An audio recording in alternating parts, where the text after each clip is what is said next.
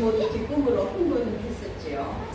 무엇이라고 꼭 집어서 이야기할 수는 없지만 매우 좋은 일이 일어날 것 같은 기분 좋은 설렘이 있었습니다. 더구나 우리에게는 감당해야 할 일이 있기에 어려움 중에도 하나님이 우리를 도와주실 것이라는 그런 약속의 증거처럼 느껴졌습니다. 그래서 우리 모두에게 힘이 되고 위로가 되는 무지개였습니다. 그러나 우리가 주의해야 할 것은 그 무지개가 우리들만의 무지개가 아니라는 것입니다. 저는 그날 영천에서 경산으로 들어오는 길에 무지개를 보았는데요. 바로 옆에서 너무나 큰 무지개가 연노한 빛을 내고 있어서 깜짝 놀랐습니다. 자인으로 들어오는 내내 무지개가 저를 따라오는 듯 했는데 저뿐만이 아니라 많은 사람들이 길에서 그 무지개를 보고 신기해보고 있었습니다. 조금 있으니까 우리 단톡에 무지개 사진이 올라오고요. 마을 지인에게서도 신기한 무지개가 떴다고 혹시나 집안에 있으면 집 밖에 나와서 무지개를 보라고 전화가 왔습니다. 하늘에 높이 떠있는 무지개가 보니 많은 사람이 그 무지개를 바라본 것이지요. 길을 가는 중에 보면 무지개는 마치 자기를 따라오는 듯 할 것이고 인근 문화마을 사람들은요 마치 그 무지개가 자기 마을을 감싸는 듯 하다고 이야기를 했고 우리 역시 무지개가 우리 교회와 마을 위에 반원을 그리며 떡하니 자리한 모습을 보고 굉장히 마음이 뿌듯했습니다. 저는 장난스레 지인에게 이 무지개는 열방마을 무지개라고 얘기했지만 그러나 여러분 저는 그 무지개를 독점하고 싶은 생각은 추호도 없습니다. 오히려 그날 그 무지개를 바라보면서 또 무지개를 바라보는 많은 사람들을 제가 보면서 이 무지개가 모든 사람들의 무지개였으며 하나님의 구원의 은총이 그 무지개를 바라보는 모든 사람에게 임했으면 좋겠다라는 그런 생각을 했던 것입니다. 사실 성경적으로 볼 때도 하나님의 무지개 언약은 특정한 누군가를 위한 것이 아닙니다.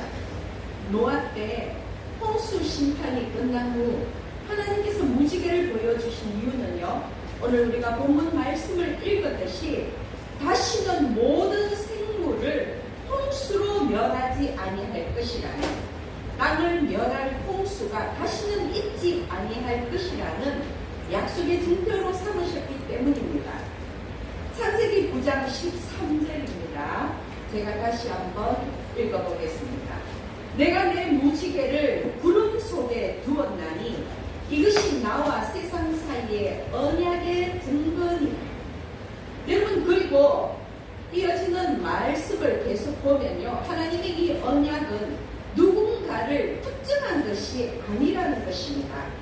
하나님과 하나님이 지으신 피조물 사이의 언약입니다. 창세기 9장 10절 말씀을 보면 내가 내 언약을 너희와 너희 후손과 너와 함께한 모든 생물 곧 너희와 함께한 새와 가축과 땅의 모든 생물에게 세우리니 방주에서 나온 모든 것 땅의 모든 짐승에게니라.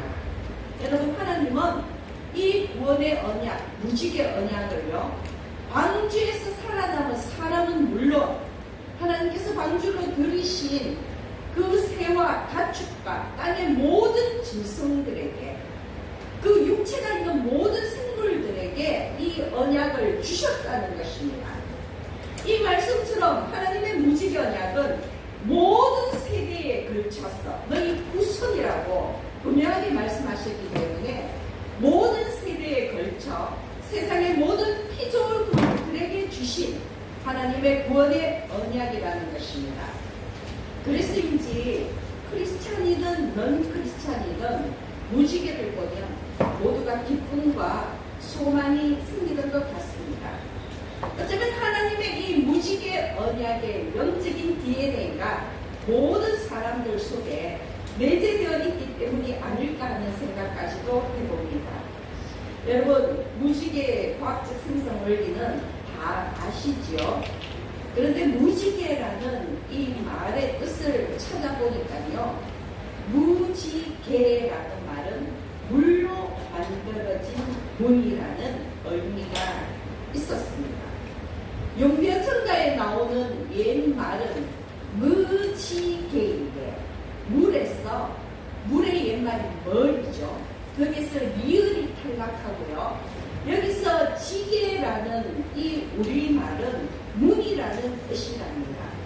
그래서 용비어천가에 나오는 무지개가 오늘날 무지개가 되었는데, 이 무지개라는 말의 뜻은 물로 된 문이라는 것입니다. 여러분, 이 어원을 찾아보다가 제가 참 의미심장하다고 느꼈는데요. 무지개가 구원의 언약을 뜻하잖아요. 그런데 우리말 어원과 연결해 본다면 물로 된 문이잖아요. 여러분, 이 무지개는 현실공이 구원의 문인 것입니다. 하나님께서 정말로 아름다운 아치의 무지개를 통해서 구원의 문을 보여주셨다라는 그런 생각을 해보았습니다. 옛날 사람들은 무지개 너머에 이상향이 있다고 생각을 했는데요. 한편 일리가 있는 것 같습니다. 우리는 물과는 뗄래야 뗄 수 없는 관계입니다. 제가 이것도 한번 찾아보았는데요. 우리 몸이 대부분 물로 이루어져 있다는 것을 여러분 아시죠? 성인은 60%, 신생아는 80%, 혈액의 90%가 물이고요. 뇌에서 물이 차지하는 비율은 80%, 근육은 70%가 물로 들어있다고 하니까 정말로 우리 몸이 물로 만들어져 있다고 해도 과언이 아닙니다. 무엇보다 태아가 어디 있습니까? 엄마의 자궁 안에 그 양수에 둘러싸여 있습니다. 태아는 이 양수에 둘러싸여서 외부 충격으로부터 보호받고 활동합니다. 그리고 태아는 그 양수를 먹기도 한다는 것입니다. 그야말로 우리는 물속에서 생명이 잉태되고 보호받고 자라는 것입니다. 그런데 우리의 육신뿐만이 아닙니다. 성경적으로도 우리는 물과는 뗄래야 뗄 수 없는 그런 관계인데요. 하나님께서 우주 만물을 창조하실 때에 창세기 1장 2절을 보면 하나님의 영은 수면 위에 운행하셨다고 되어 있습니다. 그리고 둘째 날에 보면 하나님께서 궁창을 만드시고요. 궁창은 하늘이라고 해도 되고 대기권이라고 봐도 되는데, 이 궁창을 만드시고 궁창을 중심으로 궁창 아래의 물과 궁창 위의 물로 나누셨습니다. 그리고 궁창 아래의 물은 모여서 바다가 되고 궁창 위의 물은 대기권 속에 수증기나 구름이 된 것입니다. 이것이 창세기 1장 7절에 나오는 말씀입니다. 그런데 창세기 7장 11절을 보면요, 노아의 홍수 때에 어떤 기록이 있느냐면 하늘의 창문들이 열리면서 비가 땅에 쏟아져 내렸다라는 기록이 있습니다. 하늘의 창문들이 열리면서 땅에 비가 쏟아져 내린 것입니다. 그래서 학자들은 노아의 홍수 때 내린 이 비는 40일을 내리는 이 비는 궁창 위에 물이 쏟아진 것으로 보는 것입니다. 그 대기권 속에 두터운 수분층이 파괴된 것이라고 말을 합니다.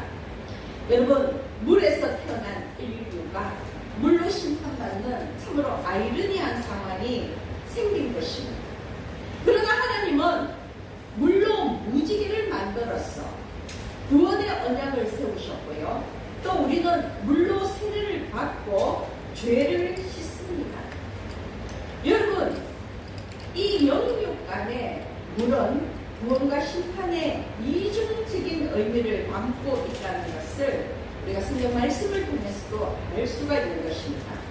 그리고 요한계시록 4장 6절을 보면요, 보좌에 앉아 계신 아주 영광스러운 하나님의 모습이 묘사된 구절이 나오는데, 그때도 보면은 하나님의 보좌 앞에는 뭐가 있습니까?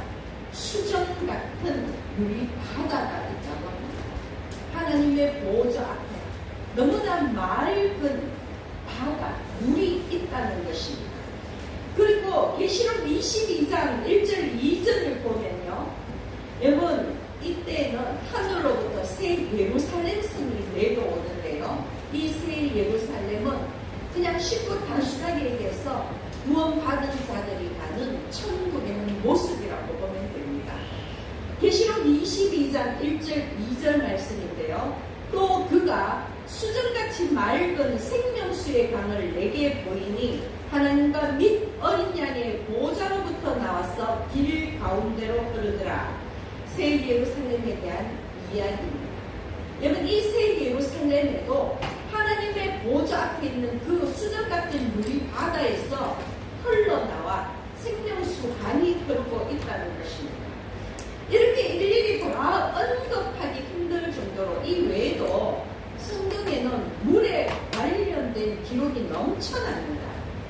무슨 천지 창조 때 수면 위를 운행하시던 하나님, 여러분 한번 머릿속에 떠올려 보십시오.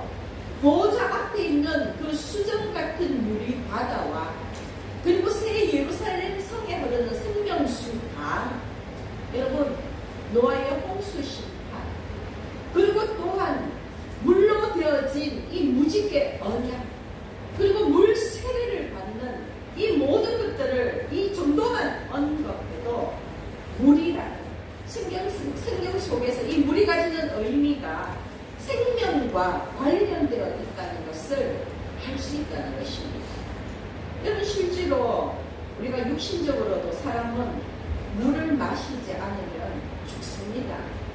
물을 마시지 않고 버틸 수 있는 그 시간은요, 개인차가 있지만 3, 4일 정도밖에 안 되고 최고 오래 버틴다 해도 일주일을 넘기지 못한다고 합니다. 그런데 우리 육신뿐이겠습니까? 제가 말씀드리고 싶은 것은 우리 육신도 물을 먹지 않으면 죽는 것처럼 우리 영도 생명수를 마시지 않으면 죽는다는 것입니다. 우리 영도 생명수가 없으면 구원받지 못한다는 것입니다. 여러분, 이 생명수가 무엇입니까? 생명수가 누구입니까? 바로 예수 그리스도입니다. 요한복음 7장 37절에서 38절 말씀을 보면 예수께서 서서 외쳐 이르시되 누구든지 목마르거든 내게로 와서 마시라. 나를 믿는 자는 성경에 이름과 같이 그 배에서 생수의 강이 흘러나오리라. 예수님은 이 말씀을 통해서 예수님 자신이 생명수요 영원한 생수의 권능이라는 것을 선언하신 것입니다.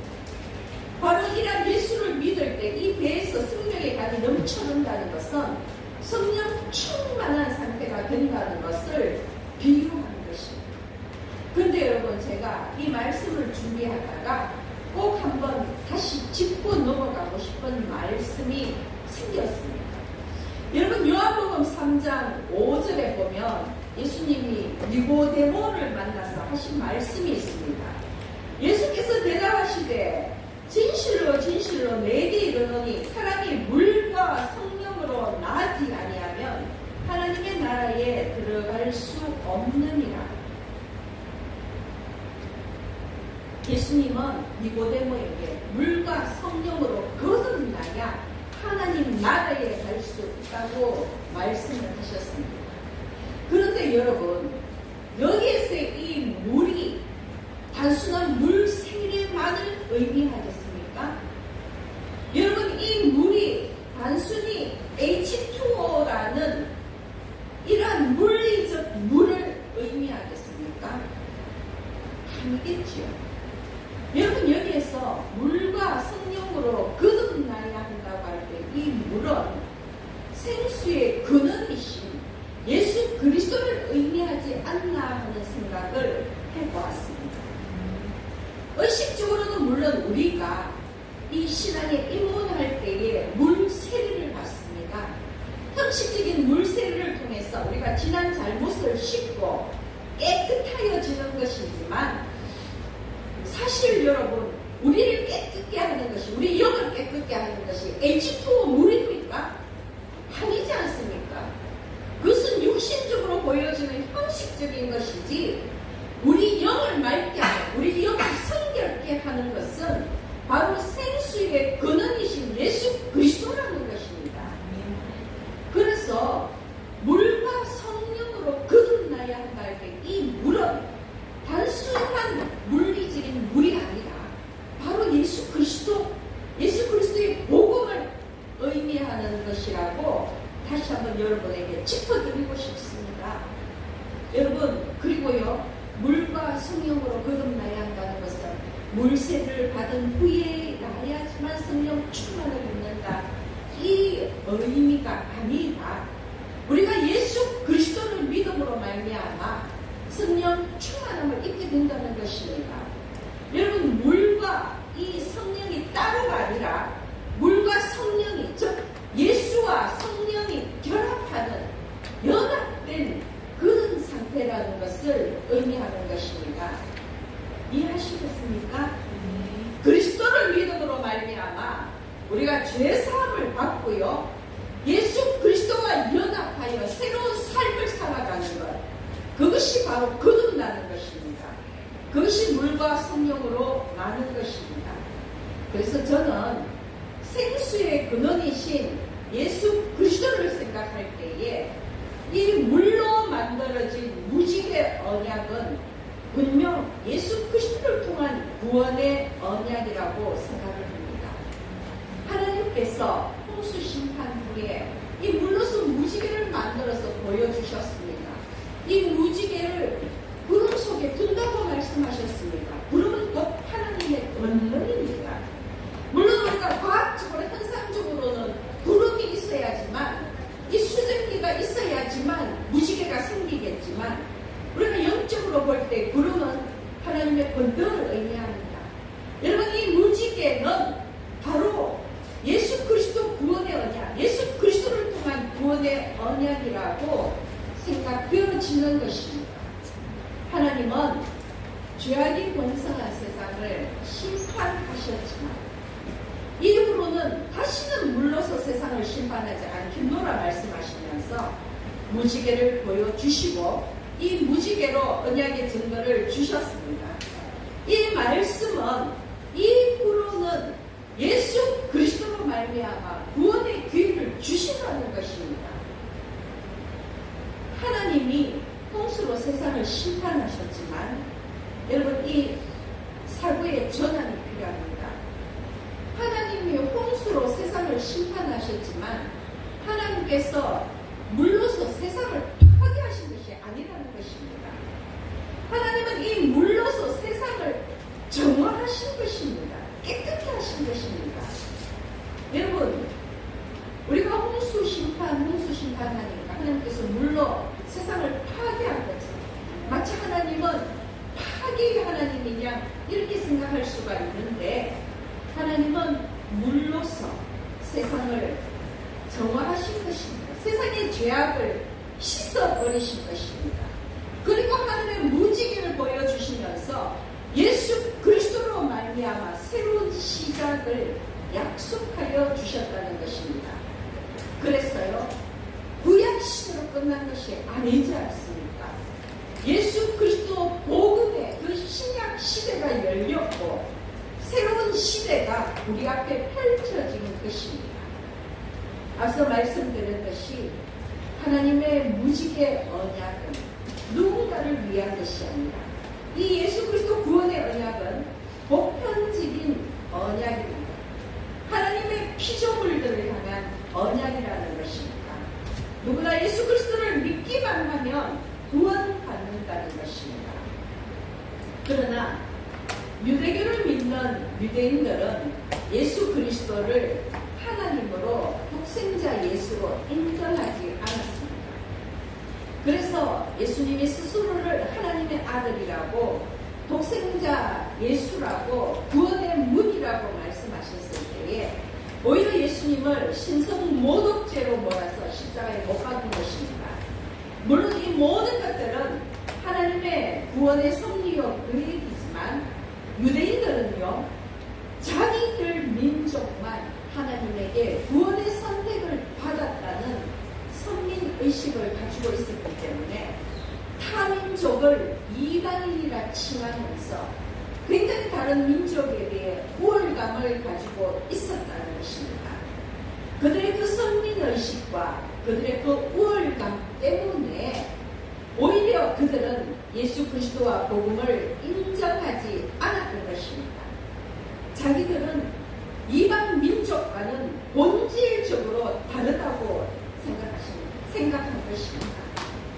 그런데 여러분, 하나님께서 유대 민족을 선민으로 택하신 것은요, 하나님이 이끄시는 구속사의 한 과정일 뿐입니다.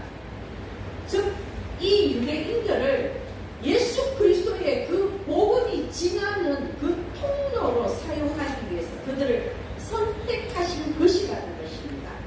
복음 전달자로서의 사명을 주셨다는 것입니다. 그런데 유대인들은 선민이라는 특권의식에 사로잡혀서 하나님의 구원과 은총을 자기들만 누릴 자격이 있다는 그러한 독선과 아집에 빠져 있는 것입니다. 그래서 여러분, 제가 여러분에게 노파심에서 말씀을 드립니다. 우리도 마찬가지입니다.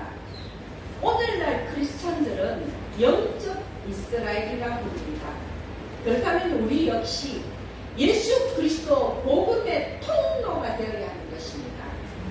우리가 믿지 않는 그 누구보다 먼저 예수를 아는 것은 하나님께서 우리를 복음의 통로로 먼저 선택하셨기 때문이라는, 그래서 우리는 복음 전달자로서의 사명을 완수해야 된다는 이 다짐을 해야 되는 것입니다. 우리가 먼저 주 앞에 나왔다는 그 특권의식에 사로잡혀 있다면 구원이 우리만의 것이냐, 축복이 우리만의 것이냐 착각하게 되는 것입니다. 노파심에서 또 다시 한번 강조합니다. 홍수 심판 후에 무지개 언약은요, 하나님과 세상 모든 피조물 사이에 언약입니다. 그 하나님의 무지개 언약 속에는 심지어 사람뿐만이 아니라 호흡하는 육체를 가지는 모든 생물들에게도 하나님께서 주신 언약입니다. 예수 그리스도를 믿는 자마다 멸망하지 않고 영생을 얻게 하신다는 구원의 언약이라는 것입니다. 하나님이 이스라엘만의 하나님이 아니고 하나님이 우리만의 하나님이 아니듯이 그 무지개 언약은 우리만의 언약이 아니라는 자각을 분명히 하셔야 합니다. 그런데 그날 목요일 해질 무렵 정말 너무도 선명하고 아름답게 교회와 마을을 감싼 무지개를 위해서 여러분 우리 참 위로와 평안을 얻었지요. 무지개 언약을 떠올리면서 하나님이 우리와 함께 하신다는 깊은 확신이 있었습니다. 너무나 크고 뚜렷하고 신비로워서 정말 감탄을 했는데요. 저도 계속 차를 몰고 오면서 경주에서 포항을 들러 영천 자인 남산으로 들어오는데 여러분 그날 신기하게도 그 태풍 산산의 영향 때문인지는 모르겠지만 곳곳에 비가 가늘적으로 내렸습니다. 여러분 제가 경주에서 이 남산으로 오는 그 길 동안 계속 무지개를 보고 있다는 정말 이 신기한 사실을 여러분에게 말씀을 드립니다. 곳곳에 비가 내리다 그치다 내리다 그치다를 반복을 하니까 정말 그날 제가 오는 그 길 속에 무지개가 저와 함께 하였다는 것입니다. 여러분 그래서 정말 제가 너무나도 기뻤는데 우리 마을에 크게 자리한 그 무지개를 보면서 정말 하나님께서 우리와 함께 하신다는 그런 확신이 왔고요. 또한 기대와 소망을 품을 수 있었습니다. 그러나 무지개를 바라본 사람들, 우리뿐만이 아니라 비그친 다른 지역의 그 어디에 우리와 같은 그런 무지개를 보고 우리처럼 기뻐했을 그 누군가를 한번 떠올려 보시기 바랍니다.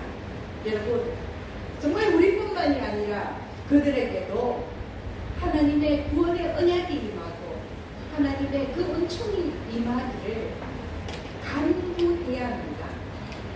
여러분, 세상 어딘가에는 우리처럼 기도하면서 하나님의 때를 기다리는 사람들이 있을 것입니다. 그리고 그날 무지개를 바라보면서 무지개 언약을 기억하고 우리처럼 구원의 은총에 감사한 자들이 있었을 것입니다. 그러므로 여러분, 우리는 우리뿐만이 아니라 세상 모든 사람들을 향한 하나님의 언약이 이루어지고 하나님의 피조 세계 전체에 하나님의 구원이 임하기를 기도해야 할 것입니다. 여러분, 이것이 우리의 사명입니다. 창세기 9장 14절에서 16절 말씀을 보면요, 내가 구름으로 땅을 덮을 때에 무지개가 구름 속에 나타나면 내가 나와 너희와 및 육체를 가진 모든 생물 사이에 내 언약을 기억하니 다시는 물이 모든 육체를 멸하는 홍수가 되지 아니하였지라. 무지개가 구름 사이에 있으니 내가 보고 나 하나님과 모든 육체를 가진 땅의 모든 생물 사이에 영원한 언약을 기억하리라. 여러분, 하나님께서 우리와 세우신 언약입니다. 결단코 변치 않으실 언약이요, 반드시 이루어 주실 이 언약입니다. 하나님의 무지개 언약이 우리와 예수를 아는 자들과 또 앞으로 예수를 알아갈 모든 자들에게 깊이 새겨지기를 축복합니다. 그러므로 여러분, 오늘 하나님의 말씀을 함께 나눈 우리 모두는요, 세상 모든 사람들이 주의 언약 안에서 구원의 은총을 누리기를 기도하면서 우리도 우리 사명의 시간들을 잘 살아가기를 예수님의 이름으로 축복합니다.